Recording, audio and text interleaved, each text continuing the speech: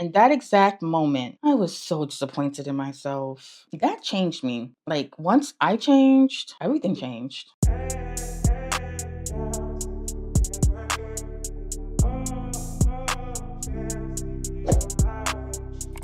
If you're on social media regularly and you get any type of finance content that comes down your feed or your timeline, with the show of hands in the comments, who has seen a piece of content regarding millennials and Gen Zers not being able to cover a $400 unexpected expense? Better stated, a $400 emergency. Anybody? Was it just me? Because I felt like after the first time I seen it, I kept seeing it everywhere, seeing it and hearing it. The first piece of content that I seen was a carousel on Instagram. When I read that, I felt like they were pointing me out in the crowd. I felt guilty. I felt ashamed because, like, with full transparency, that was me. They were me. I was them, vice versa. They were talking to me. And I'm rarely ever disappointed in myself, but in that exact moment, I was so disappointed in myself. And it's because I didn't have $400. My checking account, I didn't have it in a savings account.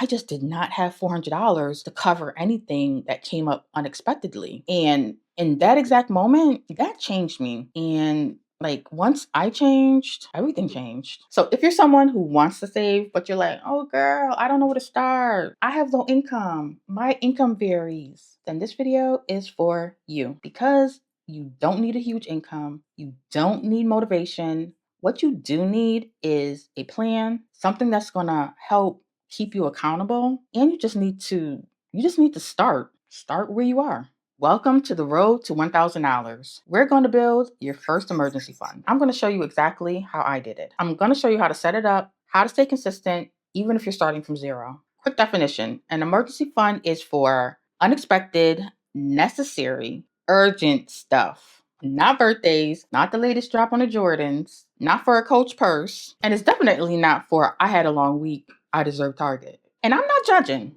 because I love Target. But what I am saying is we need to create a new statistic for millennials and Gen Zers alike. We're doing $1,000 as the first goal because it's enough to help save you from any little mishaps that could potentially happen that could throw you off your feet. But at the same time, too, the number is small enough to where it is not impossible and it's attainable. But I need you to keep in mind, this isn't going to be your full emergency fund. This is just your starter emergency fund. It's like your life vest, just in case you get, thrown off the boat. Here's the plan. We're going to start with picking your weekly number, something that you're comfortable with, that's not going to throw your budget all out of whack, something that you can comfortably save, whether it's a paycheck or weekly. I love to say, start where you are. Even if it's $25, $15, start where you are. This number can always change in the future. But yes, so with that weekly number, that is going to help us create a timeline to see how long it could potentially take you to get to the $1,000. And step 3, this is the easy and the fun part because we're going to track it visually. Because when you can see your progress,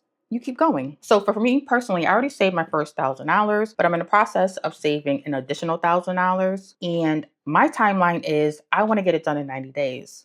So with that timeline, I was able to create my weekly number or the number that I need to save either per paycheck or weekly. And that number is divided by phone, which is $166 that I have to put aside every paycheck. I'm a person of grace too, so I love to give myself and everyone else grace. If one week you cannot save that amount that you said or you committed to saving, I don't know if anybody told you, but it's okay. Pick it up next week. Pick it up next paycheck. It's okay, sis. Only thing that this changes is we just need to stretch out the timeline. If you can't do it in 90 days, then maybe your timeline is 6 months. We're not here to suffer.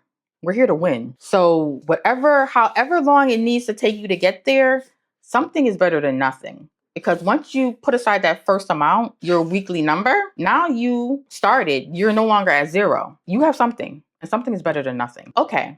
Let me show you how I set up my road to $1,000 inside my digital finance planner. Let's go. Okay, so we know the goal. It's the road to $1,000. Next, we're going to start by choosing your deposit goal. And please do not pull this number out of thin air. Do your paychecks fluctuate or are they a fixed amount? Check in with your budget. Are there any categories that you can pull from to fund your deposit goal? Even if it's as small as $25, it's something. My first deposit was $20. I kid you not. I wasn't trying to be perfect, I was just trying to be consistent. And once I noticed that I was able to channel that $20 into my emergency fund and not take it back because I fell short during the week, girl, that was control. That was powerful. For my first $1,000, I did these exact steps in this exact order. But this time around, I switched around steps 1 and 2 only because I wanted to prioritize the timeline versus the deposit amount. Because I set a Q1 financial goal to save $1,000 in my emergency fund. So if the timeline is more of a priority to you, then switch them up. Consistency over perfection. Whatever makes this process feel less overwhelming and more purposeful and intentional is key. And once you know your deposit goal, then you can easily map out your timeline. But if you're starting with your timeline, then just work backwards. Say if your timeline is 6 months and you are paid weekly, then your deposit goal would be $38 a week. Or if you're paid biweekly, then your deposit goal would be $77 a paycheck. You can visually track your progress in the Finance Master Plan using one of two trackers. There's the Emergency Fund Tracker, where you can track your progress in running total dollar amount and percentages. I have included the calculation for percentages in this box here in the corner. And then there's also the first $1,000 challenge, which is my favorite. If your income fluctuates up and down per paycheck and you prefer to do a monthly deposit goal, then you may find that the first $1,000 challenge may work better for you because there are different deposit amounts to color in, mostly small amounts, some medium,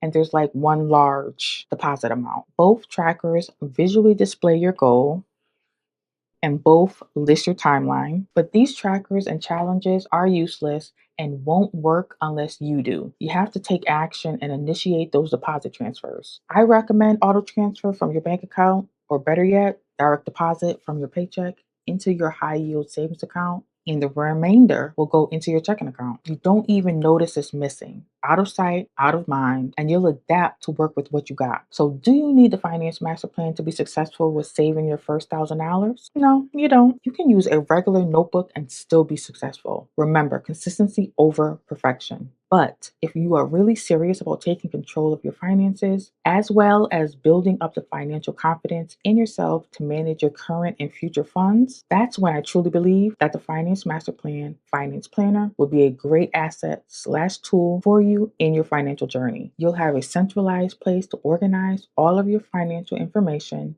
and, of course, budget your money with confidence and intentionality. You know, I gotta add some rules so you don't sabotage yourself. Here are my emergency rules. What counts as an emergency?